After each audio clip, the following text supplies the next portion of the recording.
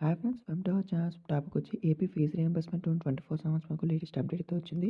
So update తెలుసుకున్న ముందు వీడియోని లైక్ చేయండి. సో ప్లీజ్ లైక్ చేయండి. సో ఇక్కడ చూస్తే మనకైతే లేటెస్ట్ అప్డేట్ వచ్చింది. సో ఇక్కడ విద్యార్థులకు ఇబ్బందులు పట్టవా అనేది మనకు ఆర్టికల్లో అయితే ఇచ్చారు.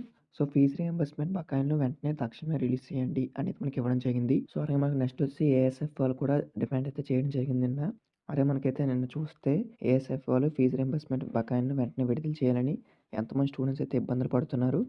సో విద్యార్థులు ఫీజు రింబర్స్మెంట్ వసతి దీవెన విడుదల చేయాలని, అంతకుముందు ఏవైతే ఉన్నాయో అవి కూడా విడుదల చేయాలని డిమాండ్ అయితే చేశారనమాట. దీనికి సంబంధించి మనకు నిన్నైతే చేయడం జరిగింది. చేస్తే దీని మీద మనకైతే ఉన్నతాధికారులు కూడా సమీక్షించడం జరిగింది. సో ఫీజు రింబర్స్మెంట్ బకాయిలను గురించి ఆలోచిస్తాము అనేది మనకు చెప్పడం జరిగిందనమాట. వాళ్ళైతే డిమాండ్ చేశారు. ఇదైతే మనకు వచ్చిన అప్డేట్ అనమాట.